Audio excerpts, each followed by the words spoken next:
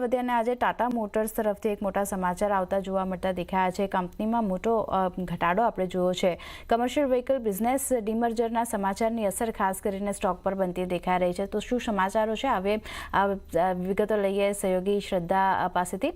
શ્રદ્ધા, good afternoon. જણાવો શું વિગતો છે? જી, આજે ટાટા મોટર્સમાં એક મોટી કોર્પોરેટ એક્શન આવતી જોવા મળી છે. કંપનીનો જે કમર્શિયલ વ્હીકલ બિઝનેસ છે તેના ડીમર્જરની આજે રેકોર્ડ ડેટ છે. કંપનીનો કમર્શિયલ વ્હીકલ બિઝનેસ છે તે અલગથી લિસ્ટ થઈને હવે ટ્રેડ થશે અને ટાટા મોટર્સનો જે પેસેન્જર વ્હીકલ બિઝનેસ છે તે ₹400 પ્રતિ શેર પર લિસ્ટ થયો છે અને ટાટા મોટર્સના કમર્શિયલ વ્હીકલ બિઝનેસની જે શેર પ્રાઇસ છે ડિસ્કવરી તે ₹260 પ્રતિ શેર છે. સીવી બિઝનેસ જે છે તે આવનારા 30થી લઈને 45 દિવસમાં લિસ્ટ થઈ શકે છે. ત્યારબાદ હવે આ ડીમર્જર બાદ ટાટા મોટર્સના 3 મુખ્ય બિઝનેસ રહેશે. એક છે Jaguar Land Rover, number 2 Tata motors passenger vehicle અને number 3 Tata motors commercial vehicle.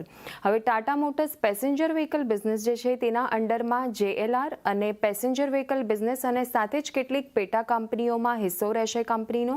અને ટાટા મોટર્સનો જે કમર્શિયલ વ્હીકલ બિઝનેસ છે તે થોડા મહિનામાં અલગથી લિસ્ટ થશે અને ટ્રેડ થશે. હવે ટાટા મોટર્સ પર બ્રોકરેજીસે અલગ અલગ વ્યૂઝ, ટાર્ગેટ અને રેટિંગ આપ્યા છે. સૌથી પહેલાં JP મોર્ગનની વાત કરીએ, તેઓએ પેસેન્જર વ્હીકલ માટે ટાર્ગેટ આપ્યા છે 392 પ્રતિ શેરના અને કમર્શિયલ વ્હીકલ બિઝનેસ માટે 306 પ્રતિ શેર.